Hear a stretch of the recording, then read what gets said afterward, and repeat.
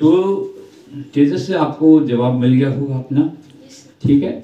और कोई विद्यार्थी अगर आप पूछना चाहता है तो पूछ सकता है कि मेरे से किस तरीके का है।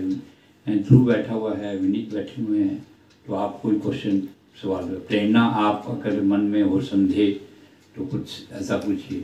प्रेरणा के लिए मैं ये कहूँगा जरूर कि वो अपना कम से कम दिन में 2 घंटे 3 घंटे अभ्यास अवश्य करे ताकि उसको लाभ मिले, ठीक है। हाँ जी, और कोई? हाँ तो फिर बोलिए, गूंगे की तरह मत बैठिए। सर मेरा एक सवाल है सर आपसे।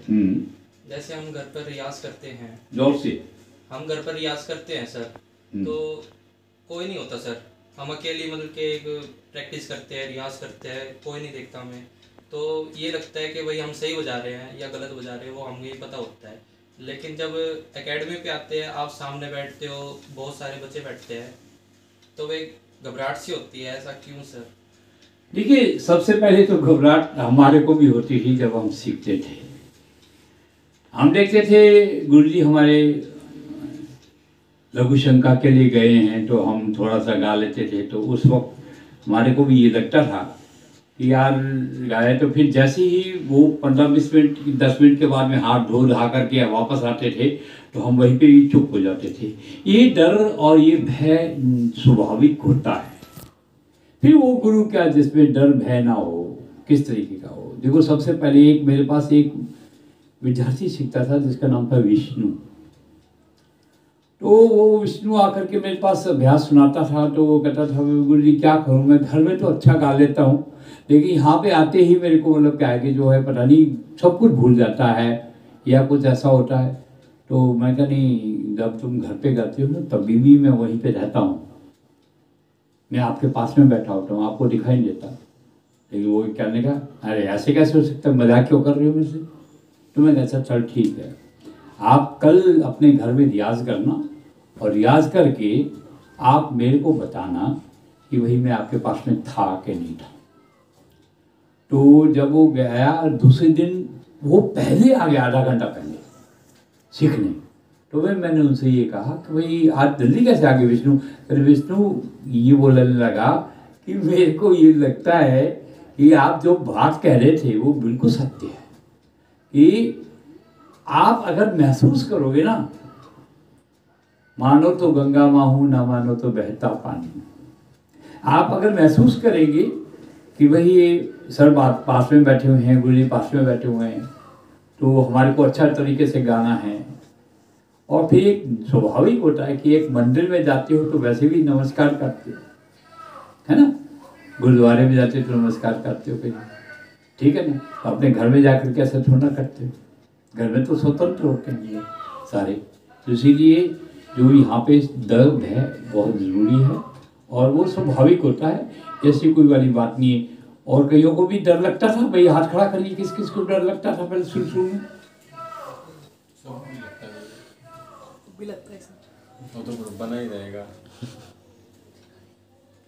ओके, तो डर जो होता है ना वो मेरे को भी लगता था। ये आप नया मत सोचो कि भाई डर हमारे को लगता है। डर क्यों लगता है उसका सलूशन ढूंढो, उसका रीजन ढूंढो। रीजन यही है केवल कि हमारा रियाज की कमी होनी और हमारे माइंड में ये घुसा रहता है हाय गलती ना हो, हाय गलती ना हो। तो इसीलिए उसको रियाज करके आओ, पक्का करके आओ तो बहुत अच्छा मतलब क्या है कि जो है वो हो जाएगा। तो बहुत बहुत धन्यवाद। और कोई है आपका सवाल? नहीं सर। ठीक, ओके। हाँ जी सर, संगीत में सर राग सीखना ही जरूरी क्यों? मतलब पहले बेस राग माना जाता है कि राग गाओ से हो रहेगा अच्छे से, जरूरी क्यों माना जाता है? सबसे पहले आप ये बताइए कि आपके पहले आपके पिताजी माताजी हैं, आपके पिताजी से पहले माताजी से पहले और कौन है? दादा दादी हैं, दादा दादी से पहले और कौन है? दादा परदादा भी है, ठीक है ना। ये सब चलता है। मुख्य तौर पे मैं आपको बताता हूँ क्योंकि एक राग ही तो एक ऐसी है जिससे वो सारी चीजें पैदा होती है, उत्पन्न होती है। लेकिन आप ये मत बोलो कि राग के अलावा जहाँ से राग उत्पन्न होता है वो भी होता है। वो आपको पता होगा, बता सकते हैं आप क्या है? ठाट यस, तो ठाट होते हैं। वेंकट मुखी जी ने 72 ठाट की रचना की थी, लेकिन हमारे उत्तर भारत के अंदर 10 ठाट मान जाता है। कल्याण, बिलावल, खमार, काफी, असावरी, भैरवी, भैरव, पूर्वी, तोड़ी, मारवा, ये 10 ठाट हैं।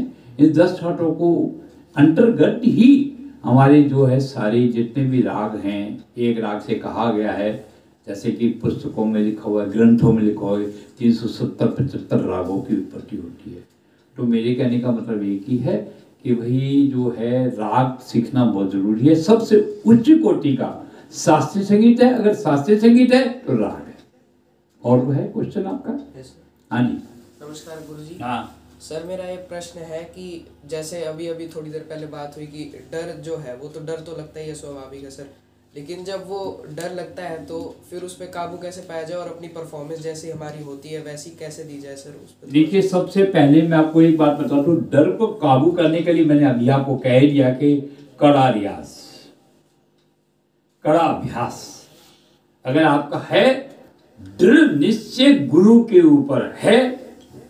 मैंने तो आपको कई बार ऐसे बताया है कि भाई अगर आपको डर लगे तो आप क्या करो। अरे मेरे को डर लगता है ना, अभी भी आज भी डर लगा था मेरे को। ये मत सोचो कि भाई मेरे को डर लगा। जब डर लगता है ना तो केवल 2 चीजें होती हैं। एक, अपने गुरु पे अटल विश्वास, आस्था, निश्चय, दृढ़ निश्चय, और अपने इष्ट पर भरोसा।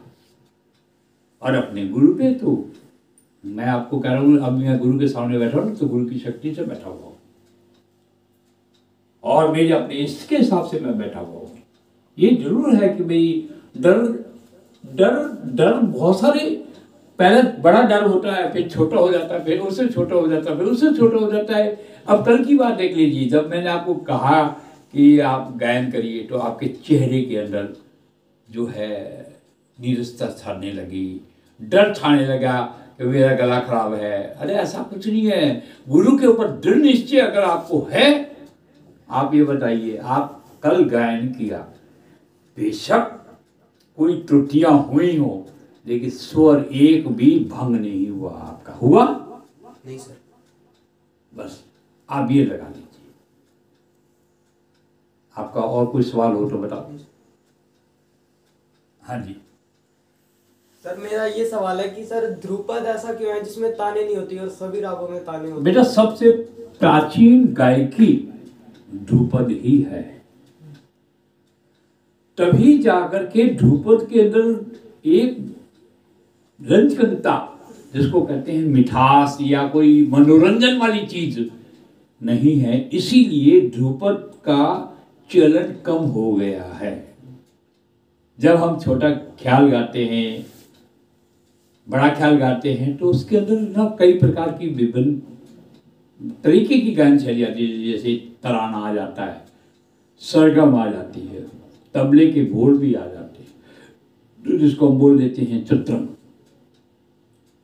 तो कहने का मतलब है कि अगर ध्रुपद गा रहे हैं तो आपको ध्रुपद सरल लगेगा, बजाय आपको छोटे ख्याल गाने के, क्योंकि उसकी ताने भी आपको याद करना पड़ेगा, आपको उसका आलाप भी याद करने पड़ेंगे, और उसके अंदर तो दुगुन तिगुन है, लयकारियां हैं, चौगुन हैं, तो ठीक है, दैट्स ऑल। मतलब क्या है कि वो कुछ याद करने वाला छोटा तो नहीं।